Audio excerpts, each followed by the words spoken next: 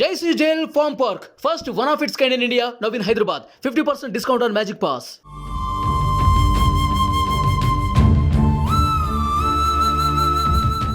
సిరిసిల్ల వస్త్ర పరిశ్రమలో నెలకొన్న సంక్షోభం ఓ నేతన్నను బలి తీసుకుంది.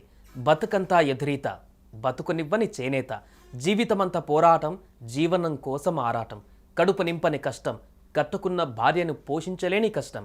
ఇన్ని కష్టాలతో వేగలేక ఓ నేత కార్మికుడు నూలు దారాన్నే ఉరితాడుగా పేనుకొని ఉరివేసుకొని తనువు చాలించాడు.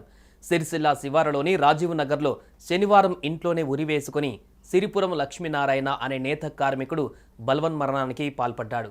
లక్ష్మీనారాయణ మృతదేహానికి నివాళులర్పించిన బండి సంజయ్ ఆ కుటుంబ ఆర్థిక పరిస్థితిని చూస్తే బాధేస్తుందని, కుటుంబాన్ని పోషించలేక లక్ష్మీనారాయణ ఆత్మహత్య చేసుకోవడం కలిసివేసిందన్నారు.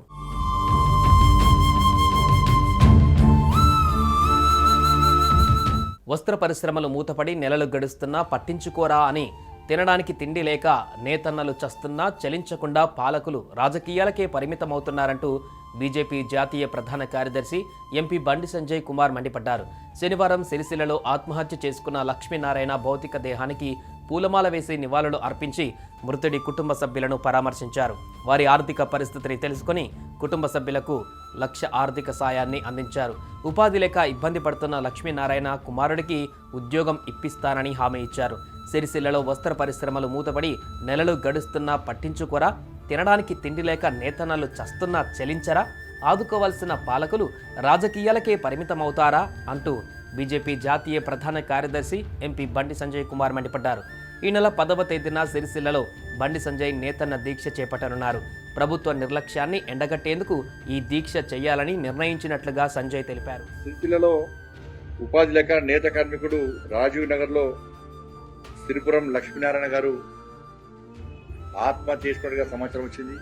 ఈ ఆత్మహత్యలకు, వీళ్ళ పేదరికానికి, వీళ్ళ బతుకులు నాశనం కావడానికి కారకులు గతంలో బీఆర్ఎస్ పార్టీ అయితే ఇప్పుడు కాంగ్రెస్ పార్టీ కనీసం పోయినసారి పెండింగ్ బిల్స్ ఇస్తే ఆ 250 కోట్లు ఇస్తున్న బతుకులకు వచ్చింది. కాబట్టి ఎవరు ఆత్మహత్య చేసుకోవద్దని చెప్పి భారతీయ జనతా పార్టీ విజ్ఞప్తి చేస్తున్నది.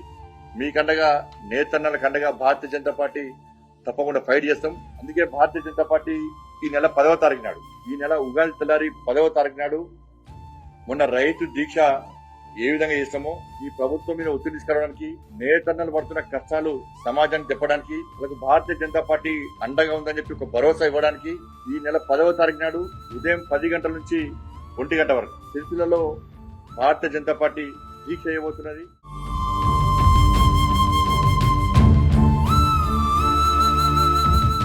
సుమన్ టీవీలో మీ పర్సనల్ అండ్ బిజినెస్ ప్రమోషన్స్ కోసం కింది నెంబర్కి కాంటాక్ట్ చేయండి.